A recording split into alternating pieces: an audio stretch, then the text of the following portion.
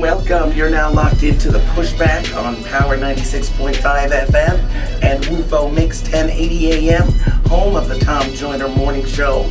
For the next half hour, we're here to raise awareness of issues plaguing our community and speak truth to power, the power of the people. Tonight's topic is the nationwide NFL protest led by Colin Kaepernick. We'll be speaking with special guests, local activists and organizers, Cariol Holloman-Horne, who's perhaps best known for being fired by the BPD more than 10 years ago for stopping a fellow officer from choking a handcuffed suspect. Our next guest is Heron Simmonds-Price. Price has been working to fight police brutality here in Buffalo for almost 20 years. He is the chair of the Western New York Peace Center's Racial Justice Task Force and also on the board of the African Heritage Food Co-op. So what we'd like to do is start off, jump right in with both feet, and hear from my guest tonight.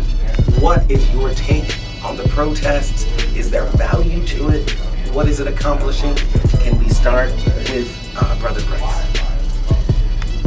Let me just say it's Simmonds. That's my soon-to-be divorced name. The protests are heartening. It's good to see people standing up. I had a Facebook conversation with a friend of mine who went out to Arizona, and he had said, wouldn't it be great if every single black player in the NFL joined in a strike? Right. And I said, wow, that would be great, but that is never going to happen because they're in it for the money. And then right after I said it, the football Sunday came, and we had, I think it was like 25 of the 28 games had protests. Right. And then on the actual Monday Night Football, there was another protest. Yes.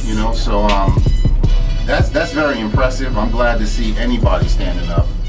And in this case, refusing to stand for unjust actions. So, there's a little bit of a feeling of it's a bandwagon. There's a lot of people doing it, so now it's safe. It's popular now. Yeah, Kaepernick is no longer in the league. This is a player who played in the Super Bowl, y'all.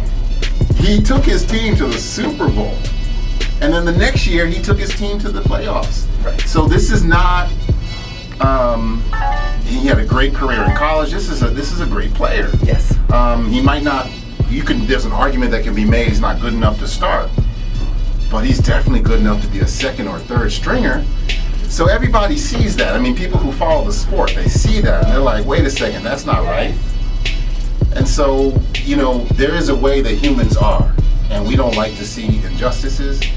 Sometimes we're slow to act, but I think at least more people are being woken up, so I like it. All right. And Sister Cariol? Well, I think it's awesome that a lot of people are jumping on the bandwagon. It would be great, says of course he's doing it because of police brutality. Wouldn't it be great if police officers jumped on the bandwagon and stopped police brutality? That would be great. And so you do see that there's value in these protests, because I've also seen on social media, Facebook, people saying, well, what are these players doing? They're taking a knee, but I haven't seen them in the hood helping the community. Do you think that there's any merit to that? There's a lot of players in the NFL. There's a lot of players in sports, and they do a lot of different things. I don't want to try and judge people for not doing what I want them to do. I feel like there's room for people to make a difference in many different ways. Now, specifically as a black person, as a black man, I would expect and like to see more athletes step up and confront this issue. But I do feel like there's a lot of room for more. And I think along that line, Sister Cariol, you were recently arrested for a traffic blocking sit-down protest of the mayor's State of the City address. Now, that's certainly a tactic. How do you feel that your work has been changed maybe over the course of time? in the fight against police brutality. What do you feel like the situation is right now? Okay, well, first of all, that was the tactic. But the reason that I was there in the first place was because of the police killings. So I feel like that I have kind of evolved with my activism, but at the same time, enough has not been done. And that is why you have people like Kaepernick who, took a knee against it. Do you feel like this will make things maybe easier for activists locally? Well, like you said, people will jump on the bandwagon. There are like retired officers who are speaking out against police brutality, but we need active officers to stop it. And you wouldn't need all of, like yesterday, we were at a police oversight meeting. You wouldn't need all of the ideas that they were, dishing out as far as like the, what was that thing? The RAD. Yeah, the RAD. You wouldn't need things like that if police officers were not afraid to stand up against the police brutality in the first place. Would either of you want to say a little more about this police oversight? Yeah, the Police Oversight Committee is an arm of the Common Council, and it's supposed to meet twice a year. And we had the meeting yesterday because they had initially canceled the meeting that was supposed to happen in July. So it's January and July, just 2 meetings a year. Now, most people think that's insufficient. But, the conversation amongst activists is, well, maybe it's insufficient, but does this committee even do anything? Okay. You know what I mean? Would 4 meetings make a difference if they're just there just to spin some wheels and not really do anything? Because we get a lot of that. Part of the big problem with police brutality as an issue is that the police provide a fundamental function. They are necessary to government, and they have a great deal of power. The police union pushes back and in some ways seems to push certain politicians to do certain things. So, we've been calling, many different activists have been calling for some kind of citizen review board, some kind of a process outside of the house of the police to look in on police activity. And here we have in Buffalo 2 different groups, 2 different bodies that are supposed to be exercising some control of the police, and one does absolutely nothing. The Human Rights Committee doesn't even meet. They're not fully staffed. And then the committee, the Oversight Committee, when they do meet, they don't seem to even talk about anything along the lines that we expect, and then they go and cancel meetings. Right. So this is pretty below the bar. Now, what you'll hear from them often, from the police officials, is that, well, they have regular meetings at their districts that the public is invited to. And so that's one thing I'd like the public to know about and maybe get involved in, because they keep insisting that we go to their meetings, and I think we want to turn a corner now and start going to their meetings. Well, isn't there a question, though, not to play the devil's advocate, that could be a little bit of a hostile situation for some of our folks to have to meet with the police at the station on their own terms? It could feel like almost a setup. So let me just say this real quick, back up one step. I do some organizing with the Western New York Peace Center. I'm the Racial Justice Task Force chair for them, and we've been putting on a thing called the Speak Out for Ethical Peace Officers. Now, I got the idea of these speak outs from a woman named Loretta Renfrew. And Loretta did these speak outs back 2000s, right? Mostly, as I understand it, because people who experienced police brutality really had some deep trauma and just the legal issues, yes, money issues, and on top of it all, just emotional trauma, being violated and then just having nothing they can do with it. So she created a forum where they can come out, speak to the public, talk about what happened to them, get support from their neighbors, and even if they can't get justice in the end, just get community. Okay. And one thing I've seen is that the people keep saying over and over again that there's a problem of respect, of being respected.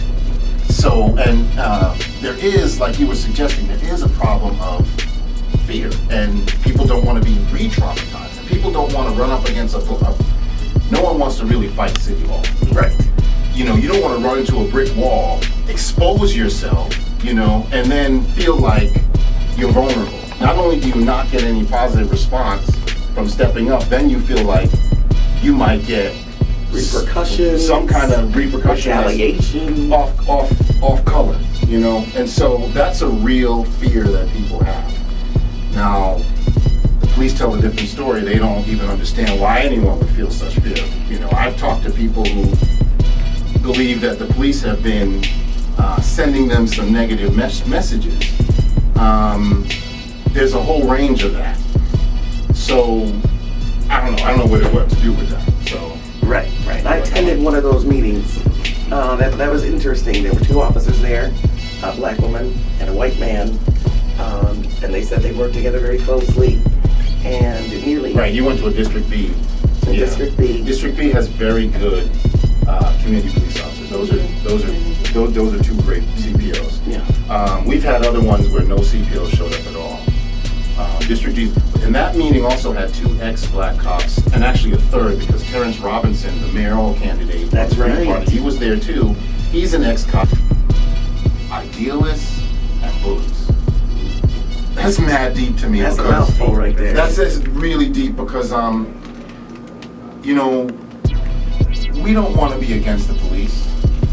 And I've definitely met police officers who are idealists, who really are in it for the right reasons, and they want to make a difference. They want to touch people's lives. Somebody's sitting right next to me right here. Right. You know, I just came over because I passed the test. I didn't want to be a police officer. I wanted to be a nurse. I'm just keeping it all the way real. But I'm just saying, okay, so there's ideal. But once I got on, it was because I wanted to change the lives of children.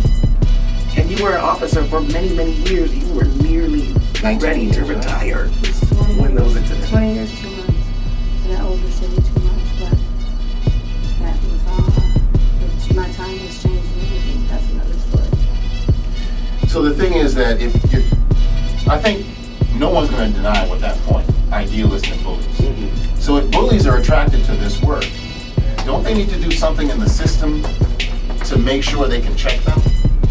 Psychological exams on a regular basis. Psychological exams on a regular basis. Psychological exams. Cariol was saying not just when they get hired, but as they're in the job, which makes a lot of sense because that job produces a lot of trauma. Yes, it does. Yes, it does. And after the trauma. And there's the issue of the culture. This is something I keep raising to people to think about. It's not just a matter of training. Training is super important. But also, there's a culture. It's like, you know, there's rules that you have for school, right? But you know, outside of the classroom, high school and college, those can be very challenging environments. And there's a whole lot of bullying and influence going on, Right. and things that make you act a certain way. So people don't necessarily do by the books, the procedures that are written in the handbook. Right. People go off of what is done, what the tradition, The way what we the do culture things. dictates. Exactly. And there's a lot. lot of racism in our tradition. promoted We on gotta TV. deal with So that. that's why we need a citizen review board, because the police cannot police themselves. Just like when we went to the meeting, I didn't know anything about this RAD device, but it was already purchased. Talking about the sound device. Yes. The sonic weapons? Yeah, and then there's the That's assault crazy. weapons that were already purchased, but nobody purchased body cams. So, you know, it's like, why not? You know, I think that when we have these meetings, that it's like held in a controlled environment where they, well, I'll give an example of one at the church on Delavan. Delavan in Mount Island. And there were a lot of people there. So we had to write our comments on a card. And they pick and chose which ones they wanted to address. I didn't think that was right.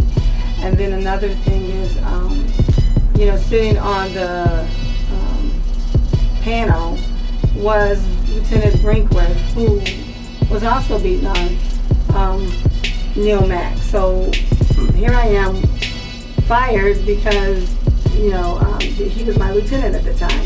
That day, he was one that was there before I got there, beating on Mack also, Neil Mack. And here I am looking at him on a police brutality panel. And I didn't think that was right, because they're controlling these meetings and sitting there looking so professional, you know, like in the meeting yesterday. You know, they're all sitting there together as if they're like really, yeah, like exactly. So, you know, people are still dying, and you know, they had this CNN article come out to act like, oh, well, the Buffalo police, you don't shoot people. Well, you still kill them. So if shooting is not your weapon of choice, they're still dying. So, you know, you really need to have a police review board. I mean, a citizen review board for police. So just to be clear, there actually is a citizen review board. The members are handpicked by the mayor. Which is not right. It is not fully staffed. And they also do not meet regularly. I checked on their website to see how current the minutes were for their meetings, and actual meeting minutes. A few years ago, they have had some meet and greet in the community events, barbecues, bike giveaways, but actually meeting to discuss the kind of issues that folks have brought to them, it's a few years, at least 4 years of notes that I could find. And that's a public record, so I would imagine if it was there, it would be there. And you would think that they would be reviewing when these officers are indicted, you know, and check and see like, hey, what's going on? Why didn't we catch this before the FBI got them? Then they come to their first meeting in a long time, and they introduce, they got a sonic boom. That's crazy. I don't know, only in Buffalo. So I was reading that, because I was interested in the weapon, the sonic weapon. Mm-hmm. Like that's very crazy. And I'm a, you know, privately, my personal life, I'm a conspiracy theory type of dude. That's not So it gets me wondering to thinking like, you know, have they had other weapons? Have police had other weapons like this, or that we don't know about? During the Juneteenth, none of our electronic devices were working. You know, I had a phone. Well, it was a lot of us that had phones and they weren't working. And an iPad, which had different service than the phone. So then you have other people who have different service than what I have, and none of them were working. So I'm a conspiracy theorist. Well, that's actually been documented. So I'm not a conspiracy. we don't have to feel like we're making things up and looking over our shoulder. But I am a theorist, so let me put this question to us. Why are we so comfortable with military weapons being used by civilian police? Exactly. That sonic boom is a military weapon. So, I mean, it's the very idea of, well, are we dealing with fellow citizens, or are we dealing with enemies that we can damage? Because that's the issue. In the military arena, you're confronting an enemy, and the steps you take will leave permanent damage on them. Is that the kind of disposition we should have towards citizens? It is our constitutional right to petition the government for redress. We're supposed to have that protected. We're supposed to have a lot of protections that we don't have. And I'm looking at our president. It was very interesting Did 40 acres in the mule. when JR came up, when Just Resisting did their little protest at the end. All they did was, in unison, they spoke. Now they did impolite, interrupted Rivera, okay? But they gave a speech. They simply articulated what they wanted, demands that they had for the police. So, but all the police officers started getting up, moving to, you know, surround them. The council members stood up and moved to the exit so they could get out of the hallway real quick. I was like, wait a second. You know these people. It's like Just Resisting isn't like strangers. Those are activists who you know. Or do you really fear for your life? That's Reverend Preacher, do you really fear for your life? No. That's crazy. I was very fascinated by that. All they did was stand up and read something. And yet these people reacted in fear. And I felt like, was that an act? Was that an act or was that real? Were they really afraid? We're probably going to get this out. That's an interesting point that you mentioned, because in regards particularly to the acoustic devices, Sister Carrie and I rode over together, and I said, well, the largest gathering that you could even call a protest recently was 3,500 people with elected officials to say that immigrants are welcome here. Is that the kind of crowd that they're going to need to disperse with sound weapons? When was the last time there was a violent protest in Buffalo? Was there ever one? 72-ish. Was it Allentown or something like that? That's what they say is a violent protest. So Yes. a lot of times you got to watch how the media frames things. So it's all about frames. The media frame things one way, and from the perspective of the people, it always comes out another way. But yeah, the 70s, and I guess it depends on if it's an authorized type of thing. It depends on if the people that are in power are threatened by the thing that the people are gathering around. So, like you said, that's an interesting point. Like we were just having meetings in my office, in my chambers, last week. Now I gotta run out the back door and use my sonic weapon, like in a science fiction movie. It makes no sense. But maybe that's the world that we live in. No, I'm sorry. Again, Just Resisting are some young people, they're activists. They're not trying to hurt anybody. They just want to protect people of color. So let me also just give some credit to some other groups who are working on these issues. There's the Western New York Peace Center that I'm involved with. There's BARC, Buffalo Anti-Racism Coalition. There's Just Resisting. There's Showing Up for Racial Justice. There's a lot of people working in different churches who are getting on the line, getting involved with these different groups. Open Buffalo has been doing some important work. They have a community group called Justice and Opportunity that's been doing work. India Walton does work with them. So there's a bunch of people stepping up who care about this issue and want to see change. So my feeling is that it is just absolutely wrong for the police, the government, to have an attitude of that's in any way oppositional to these groups, because ain't none of them doing anything violent. Right. And one of the things, Pridgeon yesterday was very complimentary. He really had respect for the detail of Open Buffalo's proposals, and they have done some great work. So why do we have anything but respect and welcome for citizens who have a problem, who are putting in work, and who want to see change? I thought government was supposed to interact with them positively and make that change happen. Well, there are a lot of theories I think you could put forward, but one thing that I don't think can be missed, just to be realistic, is economics. Once you have created a culture in which, as you said, the police are combating insurgents and combatants, and they have to do surveillance, there's a tremendous amount of money generated by creating surveillance equipment, training people to use the equipment, purchasing the equipment at incredibly inflated prices.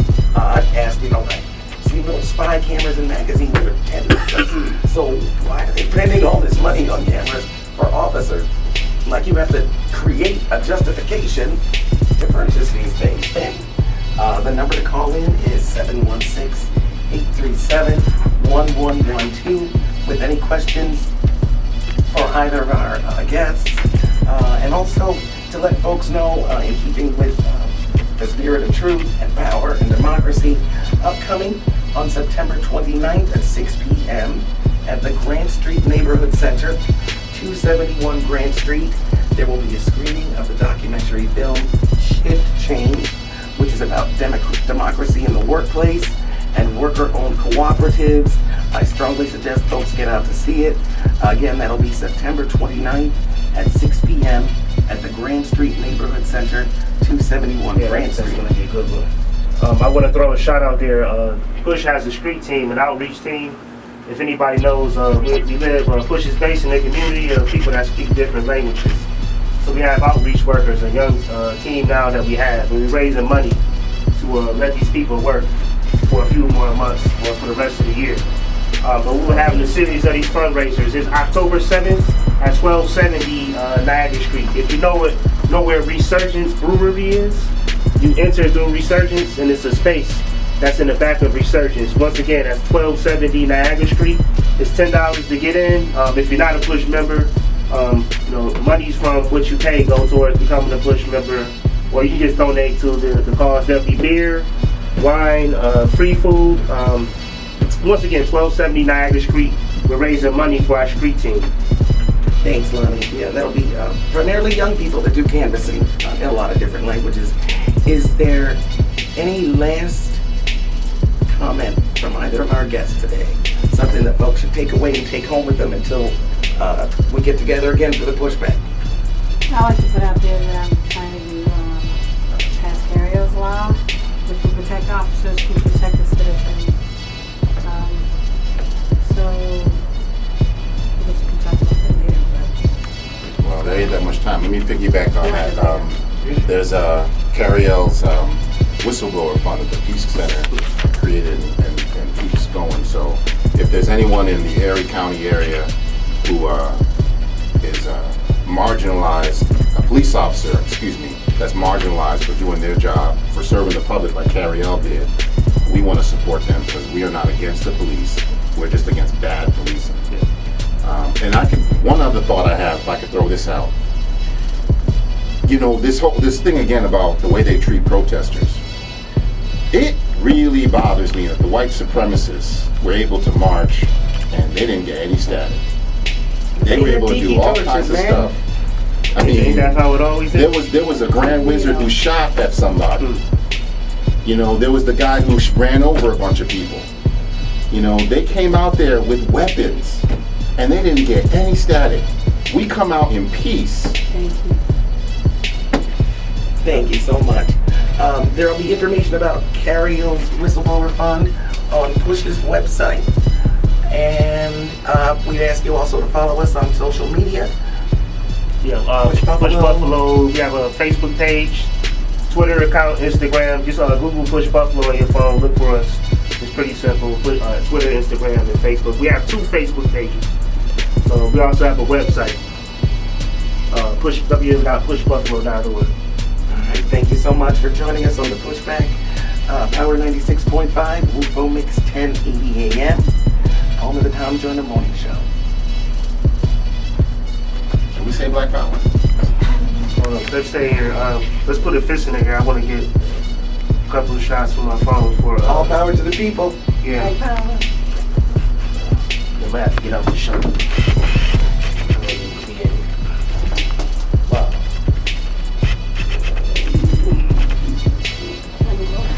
Yeah, I gotta get there. You go. One more.